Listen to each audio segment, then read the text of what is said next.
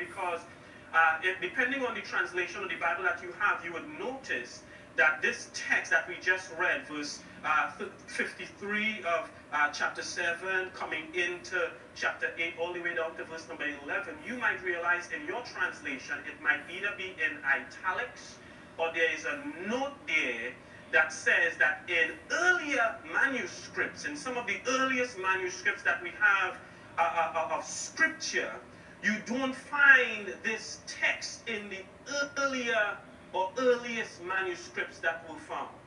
However, in later manuscripts, this particular text, verses 1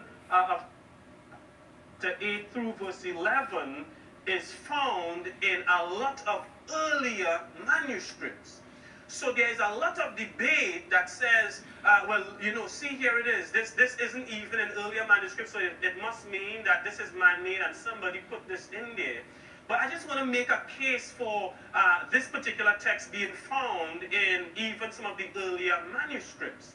If you take into account that this gospel that John is writing is a later, if not the latest gospel that we know to date, whereas these other gospels, Matthew, Mark, and Luke, were written in earlier periods, John's gospel is the latest, estimated to have been written anywhere between 83 and 85 AD. That is to say, years has passed after Christ would have walked on this earth, after the church would have been established, after the church has gone through some transitions for some decades.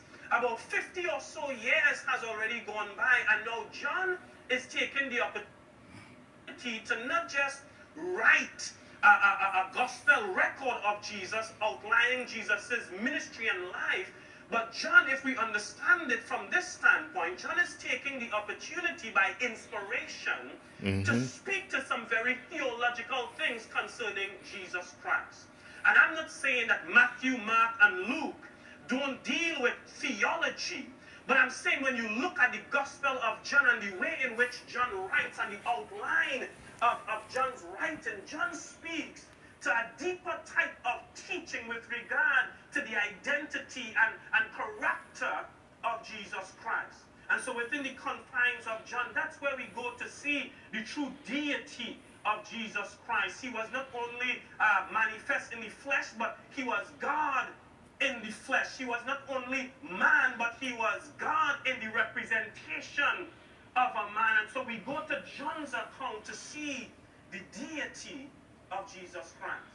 And one of the things that John often does is John identifies the various ways in which Christ himself would have identified himself as being God. So within the confines of John, John outlines at least 7, some people say 8, but we know at least there is 7 I am statements that Jesus himself would have made concerning himself.